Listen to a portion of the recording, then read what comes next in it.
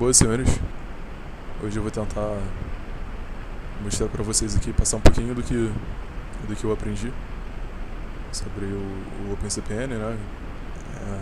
Utilizando o OpenCPN, vendo alguns procedimentos também na internet para o nosso cálculo do Weaver-Point, de uma forma muito mais pragmática e mais precisa também, né? Sobretudo mais precisa do que ficar fazendo o famoso 2 vezes ou 3 vezes o nosso LPP dividido por 1852. A gente sabe que nem sempre isso serve, porque vai depender da nossa velocidade, do nosso rate of turn na guinada, e acaba que o arco de circunferência, aqui no caso da simulação a gente vai tratar como um arco de circunferência que o navio faz, né?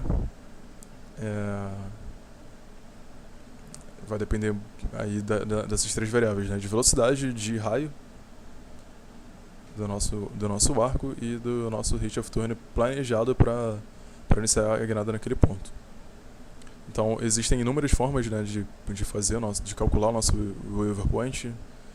Existem fórmulas com paralelo indexado, existem outras formas com a própria curva de giro do navio, né? Que é também uma forma muito pragmática, mas aqui eu vou tentar. O ponto principal aqui é tentar elucidar e utilizar a ferramenta do nosso ECS, da OpenCPN, para fazer isso de uma forma muito mais prática, de uma forma que a visualização fique muito melhor e rápida, né? Que é o que interessa e preciso também. Uma vez que o Weaver-Point é talvez um dos principais pontos aí que eu via muita gente sempre cartear, e um dos principais erros na hora de guinar, né? Se você se precipitar ou se você retardar um pouco o Weaver-Point, acaba que o efeito colateral disso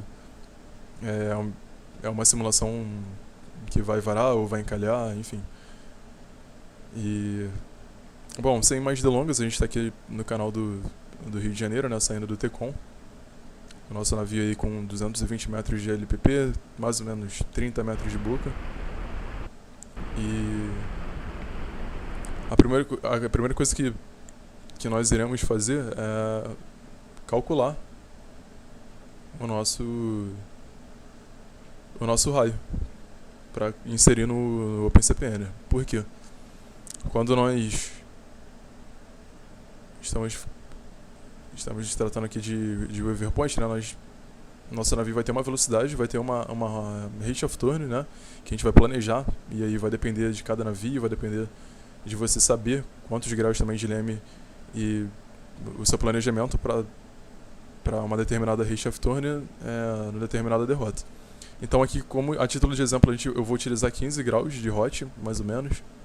A gente está sendo aqui no canal a 7 nós, 6, 7 nós. Eu vou estabilizar a velocidade em 7 nós, apesar de, pela NPCP, se eu não me engano, são 6 nós, né? Normas de procedimentos da Capitania dos Portos de Rio de Janeiro prevê a saída do Porto de Tecom a 6 nós, mas para fim didático eu vou aumentar mais um nó. Bom, então a fórmula é bem simples. Basicamente, para a gente achar o raio da nossa circunferência, né, descobrir o setor circular aqui, só nós dividirmos a nossa velocidade pela nossa hot planejada, né? Então, nossa velocidade vai ser de 7 nós, e eu vou dividir pela a nossa hot planejada, que vai ser uma hot de 15 graus por minuto nessa curva. Nós encontramos 0.46, ou seja, arredondando 0.47 de raio, que vai ser justamente o raio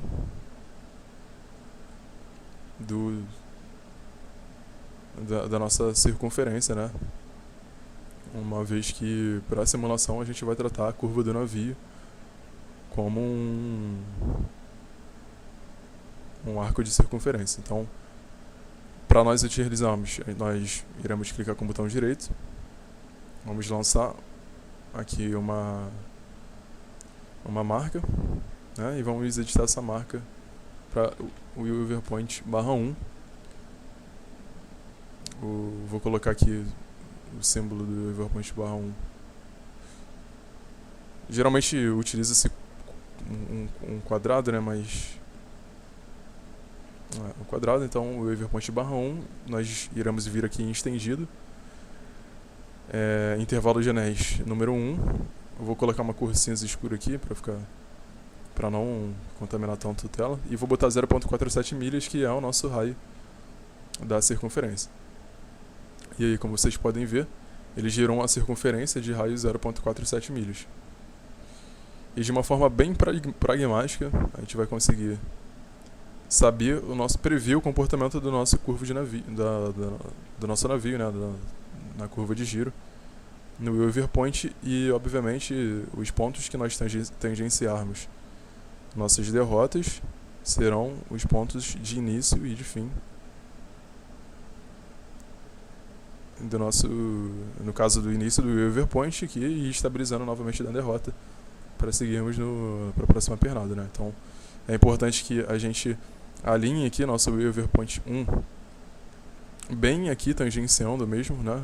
Aqui seria o ponto, né? Ponto de tangência. Esse seria o nosso, então, o waiver point. E eu venho aqui mais uma vez, vou lançar uma nova marca, né? Como um triângulo, que é o ponto de tangência. Eu vou botar propriedades aqui, o waiver point.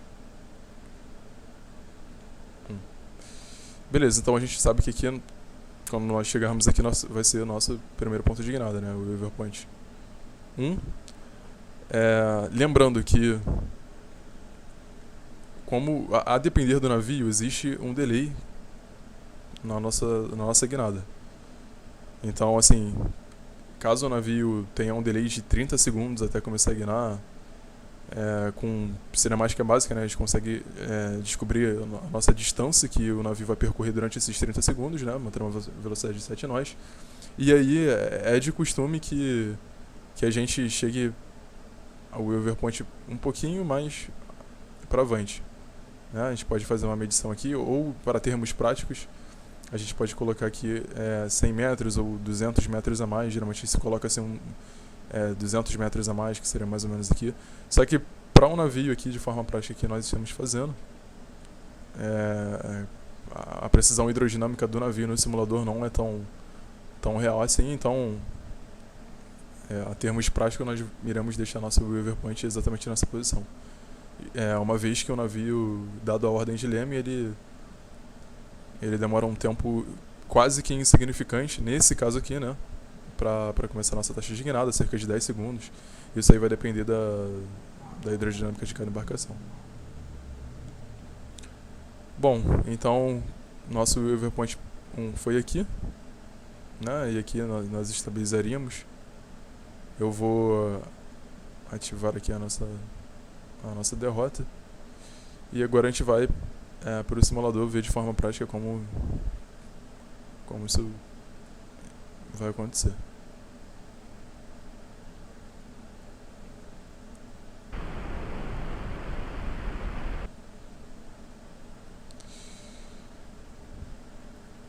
Bom, então eu vou despausar aqui o simulador.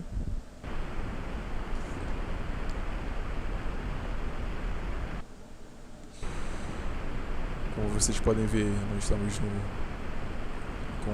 com a full ground de 125, 7 nós de velocidade, tanto na nossa repetidora aqui do VCS, quanto no nosso cone display do próprio simulador. E agora eu vou dar uma adiantada para vocês verem em timelapse o resultado da nosso cálculo de waiver point de uma forma muito mais prática.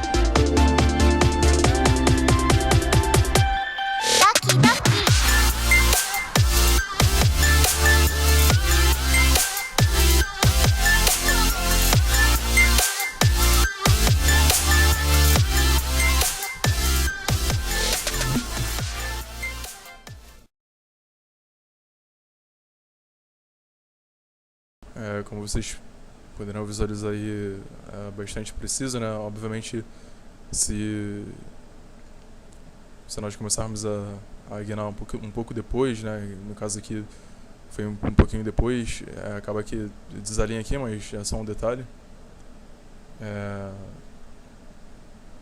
Geralmente nós começamos a guiar um pouco antes, né? Via de regra é sempre um pouco antes, e isso vai depender da embarcação, do conhecimento que você tem acerca da embarcação.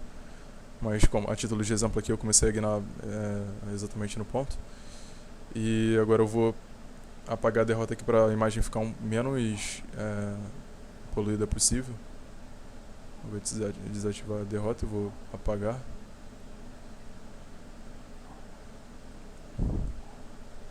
Eu vou tirar esse aqui também, para vocês verem nosso segmento aqui, como ele ficou bem mais preciso e fidedigno na derrota anterior.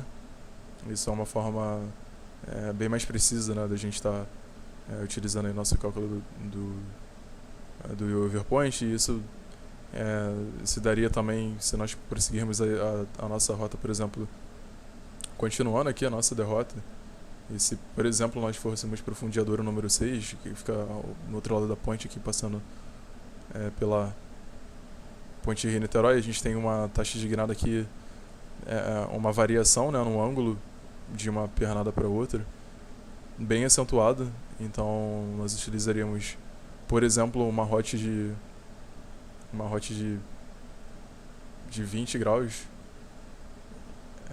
numa velocidade um pouco maior, né? Vamos supor que o nosso navio aumentou a velocidade agora para 8 nós numa rota de 20, né? 8, a velocidade dividida pelo 20 para a gente achar o raio. Daí 0.4, um raio um pouco menor, né, na curva.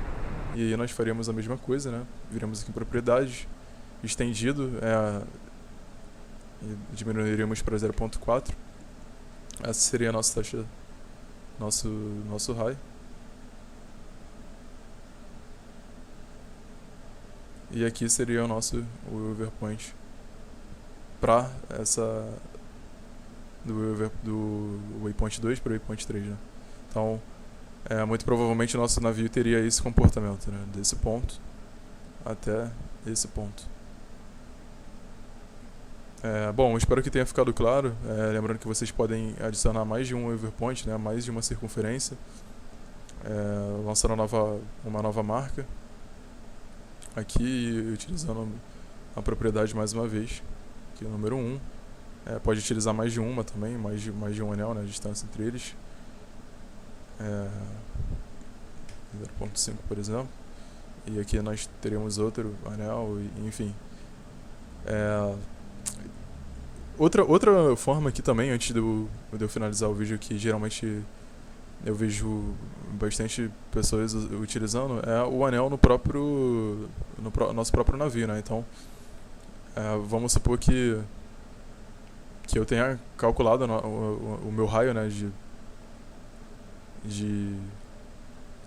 a gente utiliza assim, né, geralmente a nossa distância de overpoint, vindo aqui nas configurações, né, mostrar alcance de anéis 1, e eu queria colocar, por exemplo, 0.35 milhas, né, de distância. Vou botar vermelho aqui, dar um aplicar, e aí em volta do nosso navio fica esse sinal de distância, justamente para quando o nosso navio, por exemplo, atingir a nossa circunferência, né, atingir e tangenciar exatamente esse ponto, né, esse waypoint aqui, nós começarmos a guiar. Também seria uma outra metodologia, um outro método, né, também um pouco pragmático, porém eu acho que esse aqui, o primeiro método, ele acaba sendo um pouco melhor porque você consegue visualizar a sua derrota futura, né? Você consegue ter uma visualização muito mais pragmática e acaba que faz muito sentido no final da simulação. Bom, é isso. Eu espero ter entendido. Perdão qualquer erro. Lembrando que isso é para fins de simulação, né? E espero que vocês tenham bom proveito disso e usem e abusem do nosso OpenCPN, que é um recurso muitíssimo bom para utilização na simulação.